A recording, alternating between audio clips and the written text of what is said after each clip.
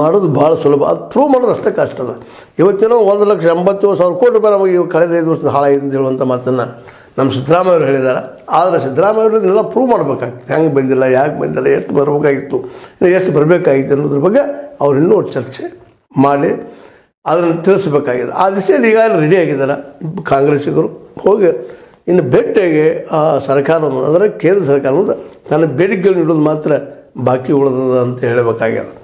ಇನ್ನು ಇದು ಎಷ್ಟೇ ಮಟ್ಟಿಗೆ ಯಶಸ್ವಿ ಆದಿತ್ತು ನಾಳೆ ಮುಂಬರುವ ಚುನಾವಣೆಯಲ್ಲಿ, ಅದು ಅಷ್ಟೇ ಕರೆಯೋದು. ಅವೆಲ್ಲ ಹೇಳ್ತಿದ್ದಾರೆ ಕಾಂಗ್ರೆಸ್ಸಿಗರು, ಇಲ್ಲ ನಾವು ಚುನಾವಣೆ ಇದನ್ನು ಮಾಡಿಲ್ಲ, ನಾವು ನಮ್ಮ ಅನ್ಯಾಯ ಆಗಲಿಕ್ಕೆ ನಮ್ಮ ರಾಜ್ಯಕ್ಕೆ, ಅದಕ್ಕೆ ನಾವು ಕೇಳ್ತಾ ಇದ್ದೀವಿ ಅಂತೇಳಿ ಇವತ್ತು ಪ್ರಬಲವಾಗಿ ವಾದ ಮಾಡ್ಬೋದು. ಅವರೆಲ್ಲ ಅವರು ತಯಾರಾಗಿ ಬಂದಿದ್ದಾರೆ ಇದಕ್ಕಾಗಿ. ಆದರೆ ಇದೆಲ್ಲ ಈಗ ನಡೆದಿದ್ದೇನಪ್ಪ ಅಂದ್ರೆ ಚುನಾವಣಾ ಗಿಮಿಕ್ ಅನ್ನೋದ್ರ ಸಹಿತ ಏನು ಸುಳ್ಳಲ್ಲ. ಈ ಒಂದು ಡಿಸ್ಕಷನ್ದಿಂದಾಗಿ, ಈ ಒಂದು ಚುನಾವಣೆಯಿಂದಾಗಿ ಇವರೆಲ್ಲ ಸಣ್ಣ ಸಣ್ಣ ವಿಷಯನ ದೊಡ್ಡ ಮುದ್ದೆ ಮಾಡ್ತಾ ಇದ್ದಾರೆ ಅಂತೇಳಿ ನಾವು ಮೇಲ್ಮೇಲೆ ಗಮನಿಸ್ತಾ ಇದ್ದೀವಿ. ಹಾಗಾದ್ರೆ ಈ ಸ್ಟ್ರೈಕ್ ಮಾಡಿದ್ದು ನಿಜವಾಗಿ ಕರ್ನಾಟಕ ನ್ಯಾಯ ಒದಗಿಸ್ಕೊಡ್ತದ, ನ್ಯಾಯ ತಂದು ಕೊಡ್ತದ ಅಂತ ಒಂದು ಪ್ರಶ್ನೆ. ಆದರೆ ಈ ಪ್ರಶ್ನೆಗೆ ಉತ್ತರ ಸರಳವಾಗಿ ಇಲ್ಲ. ಯಾಕಂದ್ರೆ BJPಗರು ಇದಕ್ಕೆ ಒಪ್ಪಿದ್ರಪ್ಪ ಅಂತಂದ್ರೆ ನಾವು ಅನ್ಯಾಯ ಮಾಡಿದ್ದೀವಿ ಅಂತ ನಾವು ಒಪ್ಕೊಂಡಂಗೆ ಆಗ್ತದೆ. ಅದಕ್ಕಾಗಿ ಅವರು ತಮ್ಮದೇ ಆದ ಒಂದು ಏನಪ್ಪ ಅಂತಂದ್ರೆ ಅಂಕಿ ಅಂಶಗಳನ್ನ ಮತ್ತೆ ಅಂತಂದು ವಾದ ಮಾಡೋ ಸಾಧ್ಯತೆ ಭಾಳ ಇದ್ದಾವೆ. ಇವರೇನು ಹೋದ ತಕ್ಷಣ ಏನಪ್ಪ ಈಗ ಇವ್ರು ಕೊಡುತ್ತಿರುವಂಥ ಹಣದ ಒಂದು ಭಾಗ ಹೆಚ್ಚಾಗ್ತದಂತಲ್ಲ. ಯಾಕೆಂತಂದ್ರೆ ಒಂದು ಈಗ ಫಿಕ್ಸ್ ಆಗಿದೆ ಬರೋಬ್ಬರದ ಅನ್ನುವಂಥ ಮಾತನ್ನು ಅವ್ರು ಹೇಳ್ತಾ ಇದ್ದಾರೆ. ನಾವು ಅನ್ಯಾಯ ಮಾಡಿರೋದು ಅವ್ರು ವಾದ ಮಾಡ್ತಾ ಇದ್ದಾರೆ. ಹೀಗಾಗಿ ಇದೊಂದು ರಾಜಕೀಯ ಸ್ಟಂಟಾಗಿ ಹೋಗುವಂಥ ಸಾಧ್ಯತೆಗಳು ಭಾಳ ಆಗ್ಯದಾವೆ. ಒಂದು ಕಡೆ ಕಾಂಗ್ರೆಸ್ಸಿಗರು ಇಲ್ಲ ರಾಜ್ಯಕ್ಕೆ ಅನ್ಯಾಯ ಅಂತ ಹೇಳಿದರೆ, ಇಲ್ಲ ಇವರು ಈ 5 ಗ್ಯಾರಂಟಿಗಳು ತಂದು ಆ ಗ್ಯಾರಂಟಿಗೆ ದುಡ್ಡು ಇರೋದಕ್ಕಾಗಿ ಇಂಥ ಒಂದು ನಾಟಕ ಮಾಡ್ತಾ ಇದ್ದಾರೆ ಇವರು ಅಂತೇಳಿ BJPಗರು ನೇರವಾಗಿ ಆರೋಪ ಮಾಡ್ತಾಯಿದ್ದಾರೆ. ಬಟ್ನಲ್ಲ ಈ ಎರಡೂ ಒಂದು ಏನು ರಾಜಕೀಯ ಪಕ್ಷಗಳಿದ್ದಾವೆ ತಮ್ಮ ಅಸ್ತಿತ್ವಕ್ಕಾಗಿ ತಮ್ಗೆ ಹೆಂಗೆ ಬೇಕಂಗೆ ಇಡೀ ಒಂದು ವ್ಯವಸ್ಥೆನ ಬದಲಾಯಿಸ್ಕೊಳ್ಳುವಂಥವಲ್ಲ. ಬಟ್ ಈಗ ನಮ್ಗೆ ಬೇಕಾಗಿದ್ದೇನಪ್ಪ ಅಂದ್ರೆ ಜನಸಾಮಾನ್ಯರಿಗೆ ಬೇಕಾಗಿದ್ದೇನೆಂದ್ರೆ ಆಲ್ರೆಡಿ BJPಗರು ಹೇಳಿದ್ದಾರೆ, ಇಲ್ಲ ಇದು ಏನಾಗಿದೆ ಅನ್ನೋದನ್ನು ನೀವು 2014 ಪೂರ್ವ ಹಿಡ್ಕೊಂಡು ಇಲ್ಲಿವರೆಗೆ ಏನೇನಾಗಿದೆ ಎಲ್ಲ ಶ್ವೇತಪತ್ರ ತೊಗೊಂಬರ್ಲಿ ಅಂತ ಅವ್ರು ಬರಗಂಡು ಬಿದ್ದಿದ್ದಾರೆ. ಇವರು ಕಳೆದ 5 ವರ್ಷದಲ್ಲಿ ಏನಾಗಿದೆ ಅನ್ನೋದನ್ನು ತರೋ ಸಲುವಾಗಿ ಇವರು ಗುದ್ದಾಡ್ತಾ ಇದ್ದಾರೆ. ಇಬ್ಬರು ನನಗೆ ಎಲ್ಲೋ ಸತ್ಯ ತಿರುಗಾಡ್ತದೆ. ಅದೇನೋ ಆಗಲಿ, ಒಟ್ಟು ಎಷ್ಟೋ ಆಗಲಿ ಈ ಒಂದು ಶ್ವೇತಪತ್ರ ಇವತ್ತು ಅದನ್ನು ಮಂಡಿಸ್ಬೇಕಾಗಿದೆ ಇವರು ಸಿದ್ದರಾಮಯ್ಯನವರು. ಯಾಕಂದರೆ ಭಾಳ ಮಹತ್ವದಿದೆ. ಅದರಿಂದ ಎಷ್ಟೋ ವಿಷಯಗಳು ಜನಸಾಮಾನ್ಯರಿಗೆ ಗೊತ್ತಾಗೋ ಸಾಧ್ಯತೆಗಳಿದ್ದಾವೆ. ಆ್ಯಕ್ಚುಲಿ ಎಷ್ಟು ದುಡ್ಡು ಹೋಗಿದೆ, ಎಷ್ಟು ಬಂದದ, ಈಗೇನೋ 4 ಲಕ್ಷ ಕೋಟಿ ರೂಪಾಯಿ ಟ್ಯಾಕ್ಸ್ ನಮ್ಮ ತೊಗೋತಾರಪ್ಪ ಸೆಂಟ್ರಲ್ದವ್ರನ್ನ ಹೇಳ್ತೀವಿ. ಅದರ ಡಾಕ್ಯುಮೆಂಟ್ಸ್ ಹೇಳಿದಾವ, ಅದು ಡಾಕ್ಯುಮೆಂಟ್ಸ್ ಬಿಡುಗಡೆ ಆಗಬೇಕಾಗಿದೆ. ಅದನ್ನು ಎಷ್ಟು ತೊಗೊಂಡ್ರು, ಎಷ್ಟು ದುಡ್ಡು, ಈ ಸಲ ಎಷ್ಟು ಬಂತು, ಹೋದ ಸಲ ಎಷ್ಟು ಬಂದಿತ್ತು, ಎಷ್ಟು ಕೊಟ್ಟರು, ಅವತ್ತಿನ ಮೌಲ್ಯ ಇದು ರೂಪಾಯಿ ಮೌಲ್ಯ ಏನಿತ್ತು, ಇವತ್ತಿನ ರೂಪಾಯಿ ಮೌಲ್ಯ ಏನದ, ಇದನ್ನು ಸಹಿತ ಜನರಿಗೆ ತಿಳಿಸಿ ಹೇಳಬೇಕಾಗಿದೆ ಬಿಡಿಸಿ.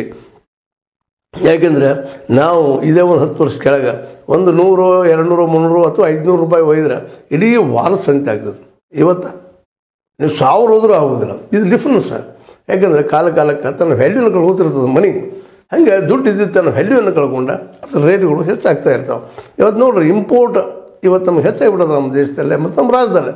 ಹೊರಗಿಂದ ಹೆಚ್ಚು ತರಿಸ್ಕೊಳ್ಳೋದು, ನಾವು ತಯಾರು ಮಾಡಿ ಕಳಿಸೋದು ಅದು ಕಡಿಮೆ ಆಗ್ಲಿಕ್ಕೆ, ಎಕ್ಸ್ಪೋರ್ಟ್ ಭಾಳ ಕಡಿಮೆ ಆಗ್ಲಿಕ್ಕೆ. ಹೀಗಾಗಿ ನಾವು ಜಗದ 5ನೇ ಒಂದು ಬಲಿಷ್ಠ ರಾಷ್ಟ್ರ ಆದರೂ ಸಹಿತ ಈ ಒಂದು ಕಾರಣಕ್ಕಾಗಿ ಕೊಳ್ಳುವ ಶಕ್ತಿ ಜನಸಾಮಾನ್ಯರಲ್ಲಿ ಇಲ್ಲದಕ್ಕಾಗಿ ಮತ್ತು ನಮ್ಮಲ್ಲಿ ಮಾರ್ಕೆಟ್ ಅನ್ನೋದು ಮ್ಯಾನುಫ್ಯಾಕ್ಚರಿಂಗ್ ಮಾರ್ಕೆಟ್ ಇಲ್ಲದ್ರಿಂದಾಗಿ ಇವತ್ತು ನಾವು ಅನೇಕ ನೋವುಗಳನ್ನ, ಸಂಘಟನೆಗಳನ್ನ, ನಿರುದ್ಯೋಗಗಳನ್ನು, ಈ ಒಂದು ಏನಪ್ಪ ಮೆಡಿಸಿನದ ಅಂದರೆ ಆರೋಗ್ಯಪೂರ್ವದ ವಾತಾವರಣವನ್ನು ನೆನೆಸ್ಕೊಳ್ಳೋಕೆ ಆಗಿಲ್ಲ ಅನ್ನೋದು ಕೂಡ ಅಷ್ಟೇ ಸತ್ಯದ. ಹೀಗಾಗಿ ಇವತ್ತು ಸಿದ್ದರಾಮಯ್ಯನವರು ಏನು ನಡೆಸಿದಾರೆ ಸ್ಟ್ರೈಕ್ ಕೇಂದ್ರ ವಿರುದ್ಧ, ಇದು ಒಂದು ವಾಸ್ತವದ ನೆಲೆಗಟ್ಟ ಮೇಲೆ ಜನಕ್ಕೆ ಸತ್ಯ ಹೇಳಿಕೊಟ್ಟ ನಡಿಬೇಕಾಗಿದ್ದಾಗಿದೆ. ಯಾಕಂದರೆ ಸಿದ್ದರಾಮಯ್ಯನವರು ಅವ್ರಿಗೂ ಇದು ಕೊನೆಯ ಮುಖ್ಯಮಂತ್ರಿ ಸ್ಥಾನ ಹೇಗಾದ್ರೂ ಮಾಡಿ ಒಳ್ಳೆ ಕೆಲಸ ಮಾಡಬೇಕಾಗಿದೆ. DK ಅವ್ರಿಗೂ ಇನ್ನು ದಿನಗಳು ಭಾಳ ತಾವು ಮುಖ್ಯಮಂತ್ರಿ ಆಗುವಂಥ ವಿಚಾರದಲ್ಲಿದ್ದಾರೆ.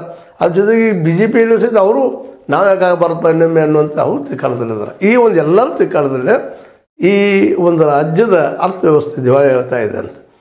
ಅದಕ್ಕಾಗಿ ಈ ಅರ್ಥವ್ಯವಸ್ಥೆ ಉಳಿಸ್ಕೊಳ್ಳುವಂಥ ಕೆಲಸವನ್ನು ಇವತ್ತು ನಾವೆಲ್ಲರೂ ಮಾಡಬೇಕಾಗಿದೆ. ಮತ್ತು ನಮ್ಮ ಬರೋದು ನಮ್ಮ ಬರಬೇಕ್ರಿ ಸ್ಟೇಟಿಗೆ, ಅದು ಯಾವುದು ಏನು ಎಷ್ಟು ಅನ್ನೋದನ್ನು ಕೇಂದ್ರ ಸರ್ಕಾರ ನಿರ್ಧಾರ ಮಾಡಿ ಅದನ್ನು ಚರ್ಚೆ ಮಾಡಿ ಆ ದಿಶೆಯಲ್ಲೇ ನಮಗೆ ಬರಬೇಕಾದ್ದು, ರಾಜ್ಯಕ್ಕೆ ಬರಬೇಕಾಗಿದ್ದ ಒಂದು ಬಂಡವಾಳವನ್ನು ಕೊಟ್ಟರೆ ಭಾಳ ಒಳ್ಳೆಯದು. ಅದು ಬಿಟ್ಟು ನೀವು RBI ಹೇಳಿದ್ವಿ ಅಲ್ಲಿ ಸಾಲ ತೊಗೊಳ್ರಿ ಮಾಡ್ರಿ ಅಂದ್ರೆ, ಸಾಲ ಬಡ್ಡಿ ಇಲ್ಲಂದ್ರೂ ಸಹಿತ ಅದ್ರ ಮೇಲೆ ಸಾಲ ತೊಗೊಳ್ತಪ್ಪ ಅಂದ್ರೆ ನಾವು ಇನ್ನು ಕಡಿಮೆ ಆದ್ವಿಲ್ಲ. ನಾವಲ್ಲೇ ಆ ಸಂದರ್ಭದಲ್ಲೇ ನಮ್ಮ ರಾಜ್ಯದ ಪ್ರಭಾವ ಈ ಬ್ಯಾಂಕ್ಗಳ ಮೇಲೆ ಇಲ್ಲದೆ ಹೋಗ್ಬೋದು. ಅದಕ್ಕೆ ಇವತ್ತು ಅವ್ರ ರಾಜ್ಯಗಳು ಅವ್ರು ತಮ್ಮ ಸ್ವಂತ ನ್ಯಾಯ ಅಥವಾ ಒಂದು ತಮ್ಮ ವ್ಯವಹಾರವನ್ನು ನಡೆಸ್ಕೊಂಡು ಹೋಗುವಂಥ ವ್ಯವಸ್ಥೆ ಇವತ್ತು ನಾವು ಮಾಡಬೇಕಾಗಿದೆ. ಅದು ಮಾಡಿದರೆ ಒಳ್ಳೇದು ಆಗ್ಬೋದು ಅಂತೇಳಿ. ಮತ್ತು ಜೊತೆಗೆ ಟ್ಯಾಕ್ಸಿದ ವಿಷಯದಾಗ ಮತ್ತೊಮ್ಮೆ ಹೇಳುವಂಥದ್ದು ಏನಪ್ಪ